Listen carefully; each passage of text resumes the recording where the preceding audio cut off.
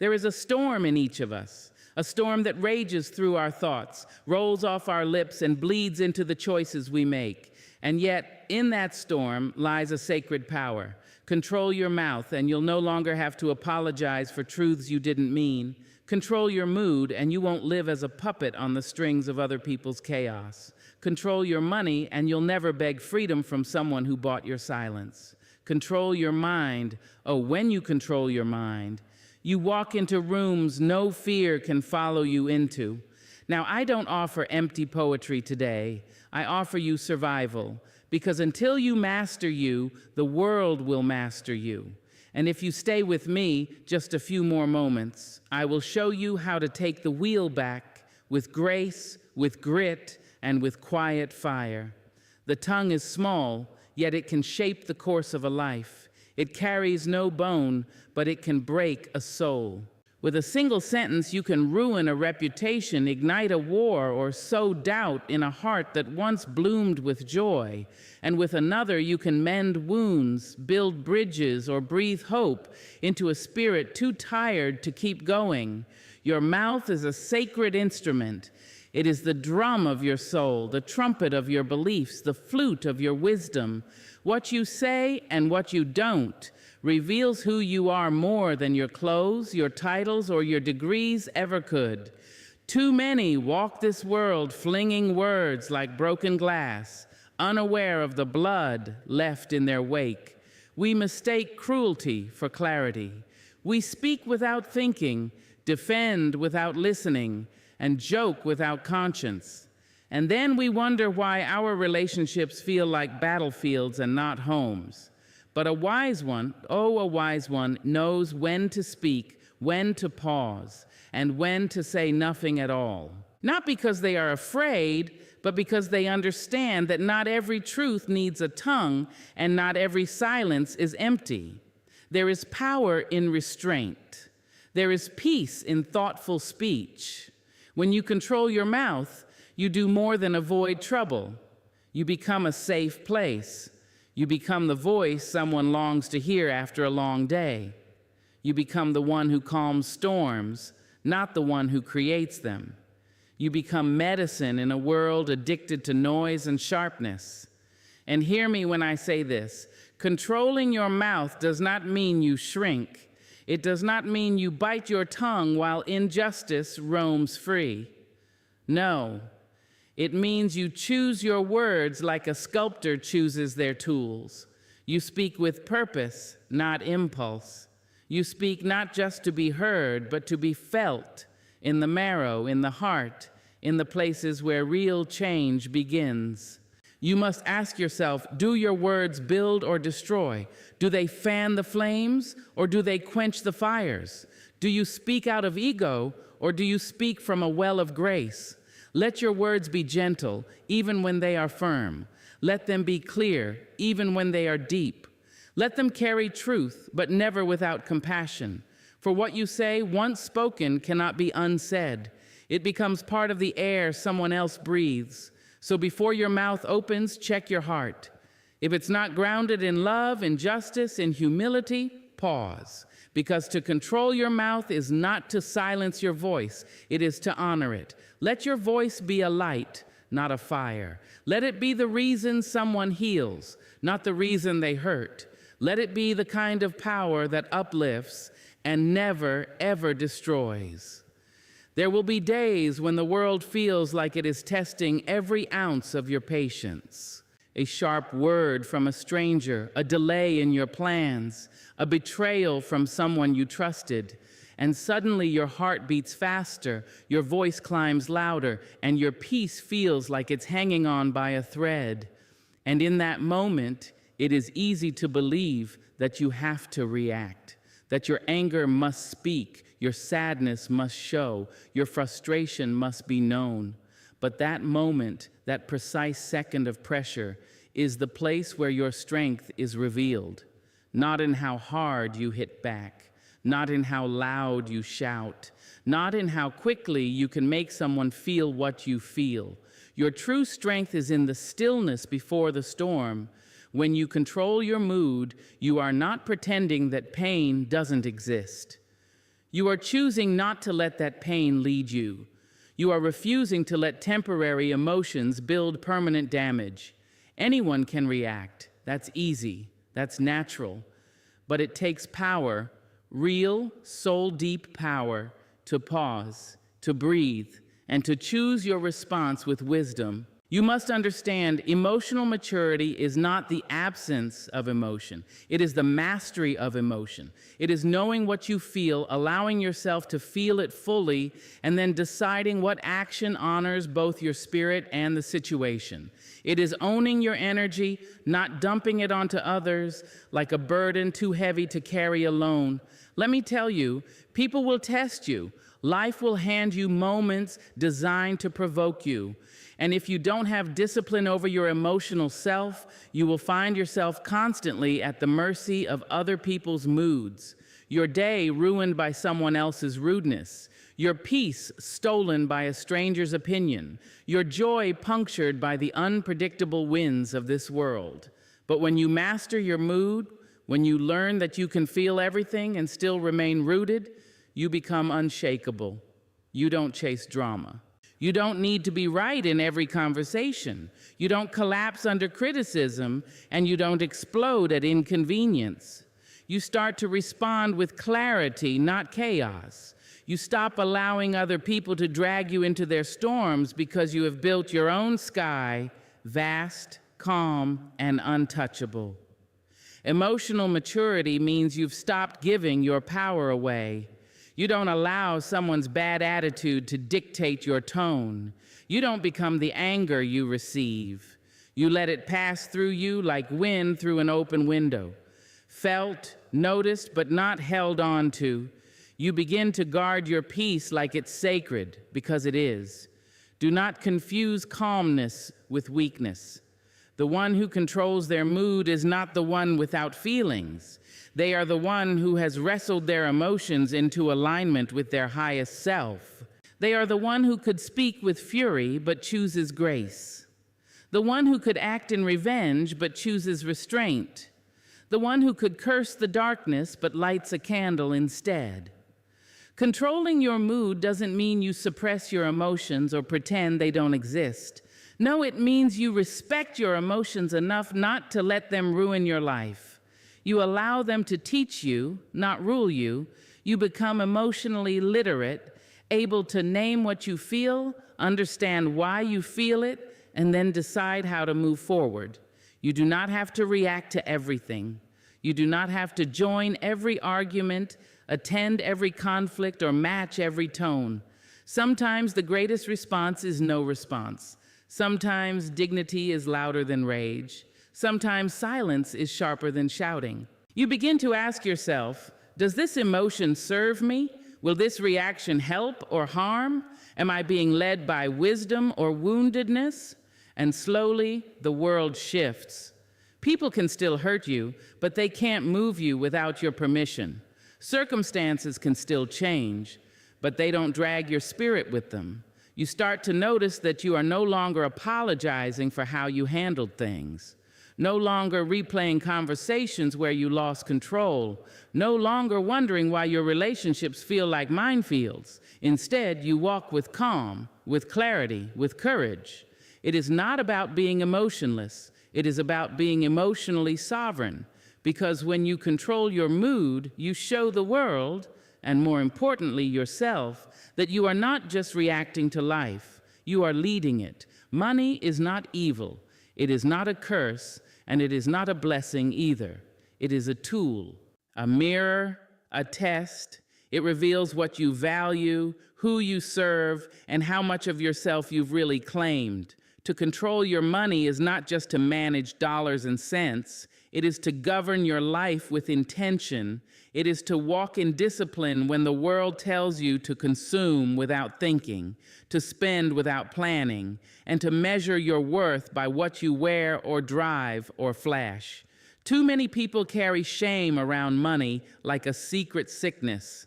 They never learned how to treat it, so they fear it or chase it or waste it. They say they're broke, but what they really are is unrooted, emotionally, mentally, spiritually. because money is rarely just about money. It is about choices. And when you don't own your choices, you find yourself asking life to bail you out of decisions you never took the time to understand.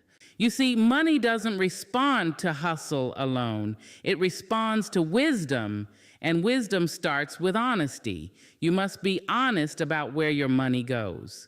You must be honest about the habits that drain it, the people who expect you to save them, the holes in your spirit you try to fill by swiping a card or buying what you don't need to impress people who don't care. You must understand this. Every dollar you spend is a vote for the kind of life you want. Every purchase, every plan, every pause, it adds up. If you spend recklessly, you live reactively. If you budget with clarity, you move with freedom. And freedom is not found in a paycheck. It's found in discipline. We often inherit patterns before we understand money. Maybe you were raised in lack, so now you hold it too tight, afraid it'll vanish. Or maybe you saw money used to control, to dominate, so now you reject the idea of structure. Maybe you were taught that talking about money was shameful, so you live in silence, even when drowning in debt. But hear me, silence is not strength. Ignorance is not peace. To control your money, you must first reclaim your voice. Learn how it works. Understand interest, debt, investing, saving. Don't be seduced by luxury if it comes at the price of your stability. Don't be fooled by the illusion of wealth on display. For some of the loudest lives are the most indebted ones. True wealth whispers. It doesn't scream. When you take charge of your money, you take charge of your future. You stop waiting for rescue. You stop blaming others. You stop looking at life like a bill you can't afford. And you begin to live within your means, not because you lack vision, but because you respect your journey. You learn to say no to things, to people, to pressures, not out of fear, but out of purpose. You begin to set goals that align with who you are, not who the world says you should be. You save not just for emergencies, but for peace. You invest not just for wealth, but for legacy. And you spend with joy because you know where your money is going and why. Financial control is not about being rich. It's about being responsible. It's about knowing that you can buy the shoes, but you don't need to buy 10 pairs to feel worthy. It's about understanding that you can love nice things, but not need them to define you. That you can bless others, but not bankrupt yourself doing it. That you can be generous and still have boundaries. And maybe the most important truth of all, money is energy, and energy needs a channel. If you waste it, it runs wild. If you honor it, it flows. So no, don't just chase money. Understand it, guide it, respect it. Let it work for you, not rule you. When you own your money, you no longer fear what you owe because you've built something stronger than credit. You've built character, and character pays what cash never could. Master your money, and you won't need to beg for freedom. You'll already own it. Quietly, steadily, fully. The mind is a magnificent servant, but a dangerous master. It speaks in whispers and shouts, in memory and imagination, in fear dressed as logic and hope dressed as silence. It will tell you stories, some true, some twisted, some handed down through generations that never questioned them. And if you're not careful, you will believe every word it says. You will mistake its noise for your identity, its panic for your path, its confusion for your calling. But let me tell you now, you are not every thought you think. Just because the thought came doesn't mean it deserves a seat at your table. Just because it visited doesn't mean it belongs in your home. The mind is a place where dreams begin, yes, but it's also where doubts grow like weeds if left untended. It will hand you 1,000 what ifs, 1,000 not enoughs, 1,000 never will be's, but those aren't prophecies, they're echoes, echoes of past pain, echoes of someone else's fears, echoes of a world that profits from your insecurity. And so you must stand guard, not with fists, but with awareness, with stillness, with grace. You must learn to hear your thoughts without becoming them, to see them without obeying them, to question them without fearing them. Ask yourself, who told me that I couldn't? Who convinced me that I wasn't enough? Who planted the idea that I must suffer to be worthy, must shrink to be loved, must succeed to be seen? Sometimes it wasn't a person. Sometimes it was an experience. A moment when life broke something in you that was too young to name, and now the mind holds it like a rule book. But just because the mind remembers pain doesn't mean it has to repeat it. You have the power to retrain your mind, to speak back to it, to rewire the pathways that were built in survival mode and walk instead in wisdom. And no, it won't be easy. The mind resists change. It clings to the familiar, even when the familiar is suffering. But you were not born to live trapped in your own head. You were born to lead it. You see, thoughts come and go, but the one who watches them, that's who you really are. The observer, the stillness behind the storm, the calm behind the chaos. That's the self no thought can define. And when you begin to identify with that part of you, the quiet, knowing part, then thoughts lose their grip. They pass like clouds. They float by like dust. And you stand taller, clearer, freer. There is no shame in having dark thoughts. The shame is in believing that they are the whole of you, that the fear is final, that the doubt is destiny, that the past is the prophecy. No, my love, you are not broken. You are just becoming, and the mind is catching up. Feed your mind the way you feed your body. Don't let it starve on negativity, on drama, on comparison. Nourish it with truth, with stillness, with silence. Let your thoughts rest. Let them stretch. Let them breathe.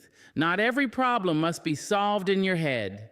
Some things dissolve when you put them down, and learn the art of focus, because your mind will chase everything shiny, everything loud, everything urgent. But you must choose where to place your attention. Attention is power. What you focus on grows. If you feed fear, it multiplies. If you feed peace, it deepens. If you feed gratitude, joy will not be far behind. And understand this, the mind will always offer worst-case scenarios. That's its nature. It's trying to protect you. But protection and imprisonment are not the same thing. A life lived only by the logic of fear is a life half-lived. So thank your mind for trying to keep you safe, but remind it with love that you are in charge now. Your thoughts will not always be kind, but you can be kind to yourself anyway. Your thoughts will not always be clear, but you can move forward anyway. Your thoughts will sometimes say, "You can't," but your soul will whisper, "Watch me."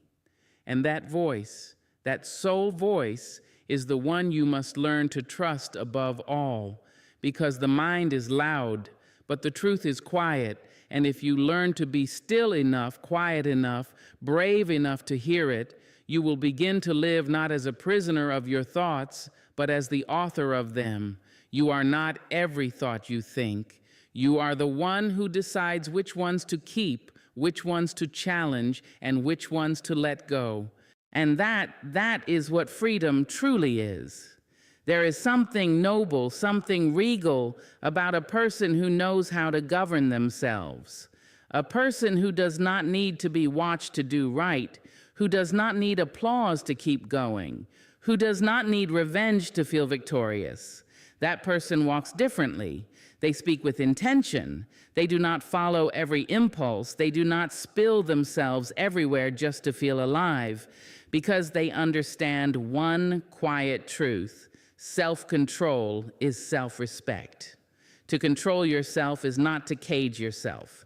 It is not to shrink or to suffer or to deny your full humanity. It is to honor yourself so deeply that you refuse to be ruled by anything less than your highest wisdom. It is to be free, not from responsibility, but from recklessness, not from effort, but from regret. When you lack self-control, you hand your life over to whatever feeling shows up first. Anger becomes your voice. Desire becomes your decision maker. Distraction becomes your God. And little by little, you trade your peace for short-term pleasure.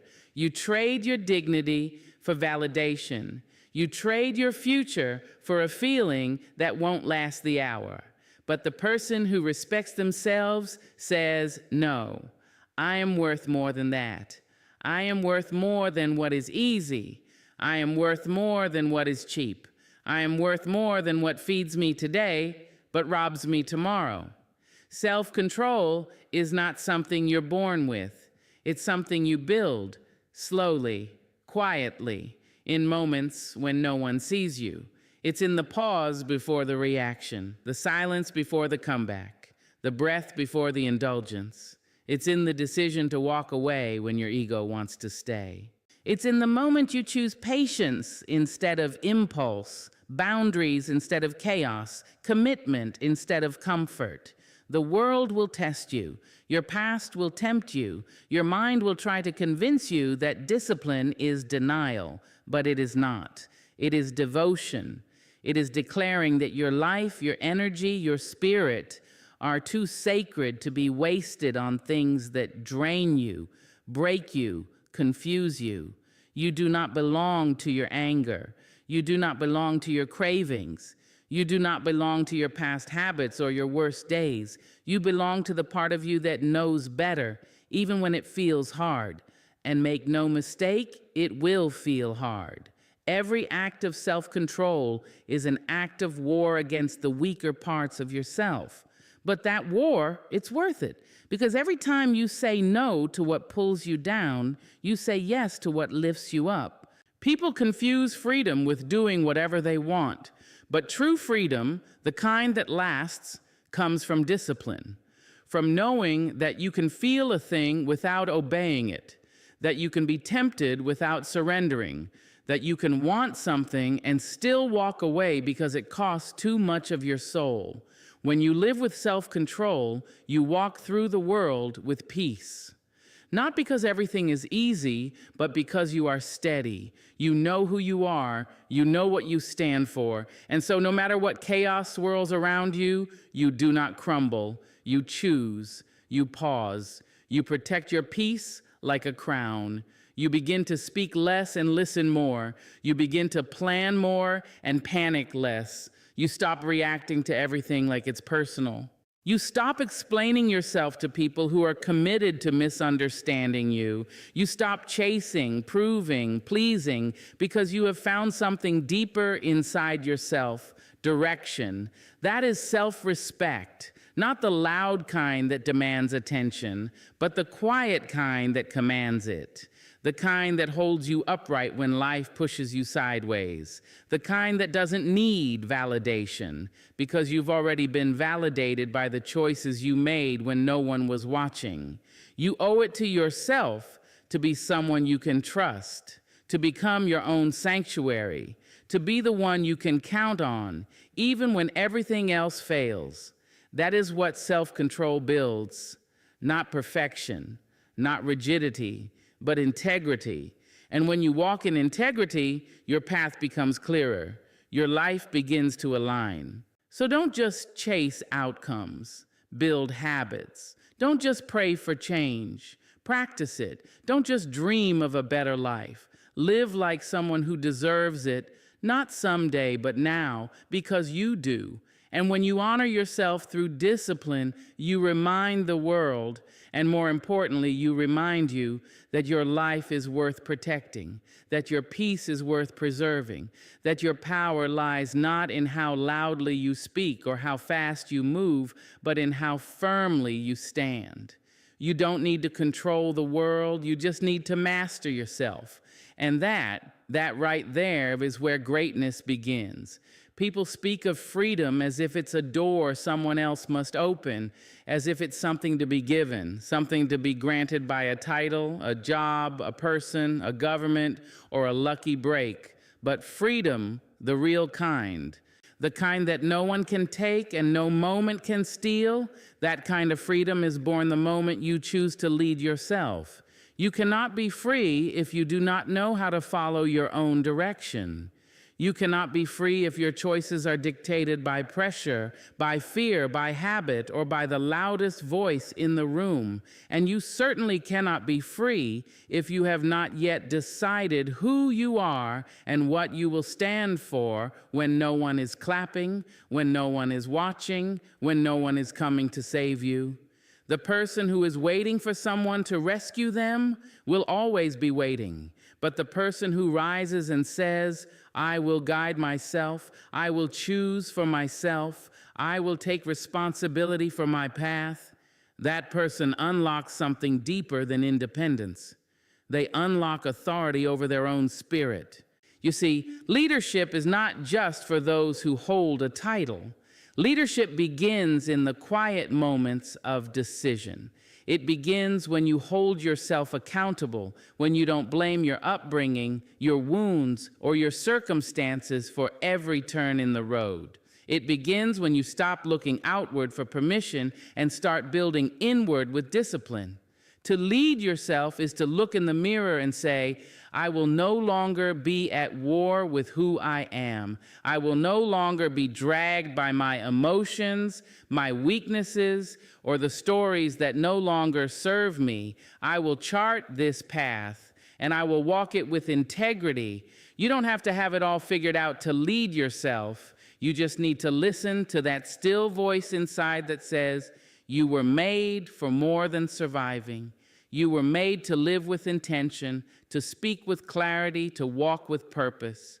You were made to rise, not just once, but over and over again, every time you fall into doubt, into old patterns, into the comfort that keeps you small. Freedom isn't found in doing whatever you want. It's found in doing what aligns with your deepest truth, even when it's difficult. It's found in turning down the noise and tuning into your own rhythm. It's found in making decisions that don't just feel good today, but will feel right years from now. When you lead yourself, you stop looking for someone to set the tone for your life. You become the one who sets it. You become the one who says, this is what I accept. This is what I expect. This is how I show up, no matter who else does or doesn't. You learn how to regulate your own emotions, not because you're cold, but because you're wise enough to know that not every storm deserves your thunder. You learn how to delay gratification, not because you don't want joy, but because you want lasting joy. Not the kind that fades, but the kind that builds something. You learn how to say no, not just to others, but to your own impulses, to your own distractions, to your own fear. And you learn how to say yes to growth, to peace, to responsibility, to becoming someone who can be trusted with their own future. Freedom doesn't mean the absence of boundaries. It means choosing the ones that serve your becoming. It means knowing what to protect, what to pursue, and what to walk away from, even when it's hard. When you lead yourself, you stop waiting for external change and start creating internal transformation. You stop waiting for life to be easier and begin becoming stronger. You stop chasing applause and begin chasing alignment. And with every small choice, every early morning, every quiet no, every honest reflection, you begin to build a foundation of freedom so rooted that no storm can shake it. The truth is, no one can walk your path for you. No one can do your healing. No one can force you to grow. That is your sacred work. And when you begin to embrace that work, when you begin to take the reins of your own mind, your own habits, your own spirit, then freedom becomes more than a dream. It becomes your daily reality. Freedom is not just a destination. It's a posture. It's a way of living. And it begins not with controlling the world around you, but with leading the world within you. Because once you lead yourself, no one can ever lead you astray again. So here's the truth, my dear one. You are not here to be ruled by impulses, silenced by fear, or enslaved by doubt.